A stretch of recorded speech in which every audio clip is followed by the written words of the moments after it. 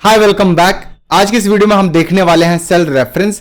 ये आपके वीबी का सबसे इंपॉर्टेंट पार्ट है बिकॉज जो आप ऑटोमेशन करने वाले हो एक्सेल के लिए, तो उसके लिए आपको एक्सेल में जो डेटा है, एक्सेल में जो रेंज है, उसको सेलेक्ट करना आना चाहिए। तो ये कैसे करते हैं इसको हम समझेंगे सेल रेफरेंस के अंदर। तो समझते हैं कि अब हम इसको वीबी के अंदर कैसे करते हैं। तो चलिए हम मूव करते हैं अपने वीबी की तरफ। तो यहां पर आ गया मैं एक्सेल के अंदर और डेवलपर टैब में मैं करूंगा क्लिक और विजुअल बेसिक पे क्लिक करते हैं और इंसर्ट में आके मॉड्यूल को इंसर्ट करना है क्योंकि कोड हम इसी के अंदर लिखते हैं। और हम अपने कोड की स्टार्टिंग करते हैं सब प्रोसीजर से और अपने कोड का नेम मैं यहां पर दे देता हूं cell reference, bracket open and close. तो यहां पर हम सबसे पहला मेथड लगाने वाले हैं एक्टिव सेल का। अब एक्टिव सेल क्या होता है ये समझ लेते हैं जरा। तो हमारे पास यहां पर जैसे मैंने कर्सर रखा D2 पे, तो D कॉलम का सेकंड रो, तो D2 जो है वो मेरा एक्टिव सेल है, यानी कि आपका कर्सर जहां पर भी है वो आपका एक्टिव सेल है। ठीक है, तो अब मैं यही चाहता हूं कि जहां पर भी मेरा कर्सर हो वहां पर VBA लिख के आ जाए या वहां पर लिव इन कोड लिख के आ जाए। तो वो हम कैसे करेंगे चलिए देखते हैं। तो मैं यहां पर लिखूंगा active cell dot value equals to, मैं यहां पर लिखूंगा लिव इन कोड। ठीक है, तो यहां पर मैंने एक्टिव सेल डॉट वैल्यू यानी एक्टिव सेल की जो वैल्यू है वो मैंने कर दिया लिव इन कोड। जैसे मैं रन करूंगा और चल के चेक करता हूं तो जहां पर भी मेरा कर्सर है वहां पर लिव इन कोड लिख के आ गया। अब मैं क्या करता हूं E4 में कर्सर रखता हूं, डेवलपर टैब में आऊंगा, फिर से विजुअल बेसिक पे रन करता हूं, चल के चेक करता हूं तो यहां पर देखिए यहां पर लिव इन कोड। अगेन मैं देखता हूं, रन किया, यहां पर लिव इन कोड, यहां पर कर्सर रखा C7 पे, रन करता हूं तो यहां पर live in code. I hope आपको यहां पर समझ में आ गया होगा कि कैसे करना है। एंड इसी तरह से अगर आपको सिर्फ नंबर लिखना है तो नंबर के लिए आपको यहां पर same active cell dot value और वहां पर आपको जो भी नंबर देना, मैं यहां पर 500 दे देता हूं। ठीक है, बस आपको यह ध्यान में रखना है कि आपको नंबर को डबल इन्वर्टेड कॉमा के अंदर नहीं रखना है। अब आप ये बोलोगे सर हमने नंबर को डबल इन्वर्टेड कॉमा के अंदर रख के लिखा, वो चल गया, बिल्कुल चलेगा, लेकिन आपको यह समझना है जो आप नंबर दे रहे हो डबल इन्वर्टेड कॉमा के अंदर हम टेक्स्ट को रखते हैं। अगर आपने नंबर को डबल इन्वर्टेड कॉमा के अंदर रख दिया तो वो एक टेक्स्ट बन गया और टेक्स्ट के साथ आप कोई कैलकुलेशन नहीं कर सकते।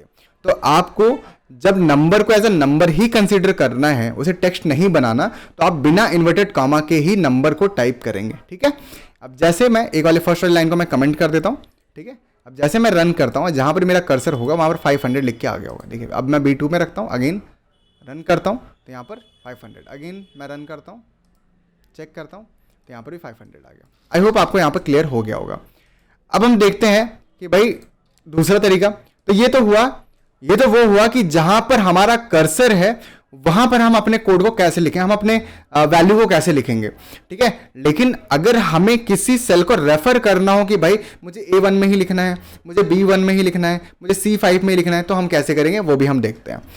तो अब मैं यहां पर क्या करता हूं, सब cell reference example bracket open and close. तो मैं लिखूंगा इस तरह से range A1 dot value equals to, और मैं यहां पर लिख देता हूं अगेन लिव इन कोड। ठीक है, अब मैं इसे रन करता हूं, रन करने के बाद चल के चेक करते हैं तो A1 के अंदर देखिए लिव इन कोड लिख के आ गया। अगर यही मुझे मान लो D5 में लिखना हो तो मैं क्या करूंगा, बस बहुत ईजी है, यहां पर A1 की जगह मैं हटा के D5 कर देता हूं एंड रन करूंगा। रन करने बाद चल के चेक करते हैं तो D5 यहां पर आपका आ गया। ठीक है, D5 में आपका लिव इन कोड लिख के आ गया। सिमिलर अगर मुझे कोई नंबर लिखना हो तो मैं यहां पर 300 कर देता हूं। ठीक है, और ये वैल्यू मैं D4 के अंदर लिखवाना चाहता हूं तो मैं यहां पर 4 कर देता हूं,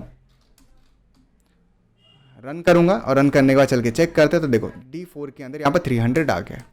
ठीक है, नाउ हमने यहां पर देख लिया कि सिंगल सेल को कैसे इंडिकेट करते हैं।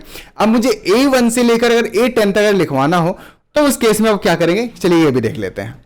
ठीक है, तो इसके लिए अब हम क्या करने वाले हैं, मैं यहां पर लिखूंगा सब प्रोसीजर, अपना दूसरा मैक्रो मैं लिख रहा हूं cell ref example 2 bracket open and close. मैं लिखूंगा रेंज A1 से लेकर A10, इस तरह से मैं लिखूंगा A1 कॉलन A10, यानी कि A1 से लेकर A10 डॉट वैल्यू, उसकी वैल्यू में एक काम करो लिव इन कोड लिख दो। ठीक है, अब जैसे ही मैं रन करूंगा और चल के चेक करता तो A1 से लेकर A10 में जो भी है हमारा लिव इन कोड लिख के आ गया है।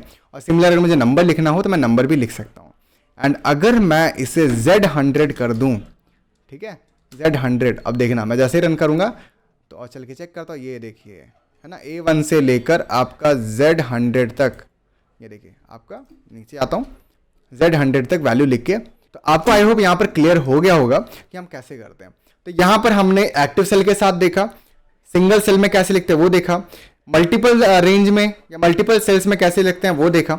अब मान लो कि मेरे पास ए कॉलम बताने के लिए नहीं है, मुझे बी कॉलम बताने के लिए नहीं है, मेरे पास कॉलम का नंबर है कि भाई सेकंड कॉलम थर्ड रॉ में रख देना वैल्यू, जैसे आप इंडेक्स मैच पढ़ते हो ना एक्सेल के अंदर, वैसे ही कि मान लो मुझे सेकंड कॉलम की फिफ्थ रॉ में रखना है, यानी कि सेकंड कॉलम यानी कि बी कॉलम, फिफ्थ रॉ यानी कि फिफ्थ रॉ मतलब फिफ्थ रॉ होता है, तो D5 हो गया, सॉरी B5 हो गया, second raw second column fifth raw यानी कि B5, ऐसे फर्स्ट कॉलम फर्स्ट रॉ यानी कि A1, इसी तरह से फोर्थ कॉलम फिफ्थ रॉ यानी कि D5। तो इस तरह से अगर मुझे करना हो तो मैं क्या करूंगा, तो हम चले ये भी चेक करते हैं, ठीक है। तो मैं यहां पे लिखता हूं सब cell reference example 3 bracket open and close. अब मैं यहां पे चलाऊंगा सेल्स, ठीक है, ब्रैकेट ओपन, और जैसे मैं ब्रैकेट ओपन करूंगा तो यहां पर मुझसे मांगेगा रॉ इंडेक्स नंबर, यानी कि इसमें सबसे पहले आप रॉ नंबर देते हो। अब मान लो मुझे कहां पे लिखना है, पहले मैं डिलीट कर देता हूं, मुझे ये लिखना है B5 पर, ठीक है। तो सबसे पहले मुझसे क्या मांग रहा है, रॉ नंबर, तो मैं यहां पर 5 दे दूंगा। फिर मुझसे मांग रहा है column number, column index number, तो कॉलम इंडेक्स नंबर बी कौन सा कॉलम होगा, सेकंड, ब्रैकेट करूंगा close, dot value equals to live in code. जैसे मैं इसे रन करता हूं, रन करने के बाद यहां पर देखिए लिव इन कोड हमारा आ गया है, ठीक है। अब मान लीजिए कि मुझे यहां पर third column and fourth raw में अगर वैल्यू लिखनी हो, यानी C4 की वैल्यू लिखनी हो, तो क्या करेंगे, इसी में मैं लिखूंगा सेल्स, ठीक है। तो हमने क्या C4 यानी कि raw number 4 and column number 3, ठीक है, डॉट वैल्यू इक्वल्स टू, अब मैं इसमें चाहता हूं मैं लिखूं 300, ठीक है। अब जैसे मैं इसे रन करूंगा और चल के चेक करता हूं तो यहां पर 300 लिख के आ गया, ठीक है।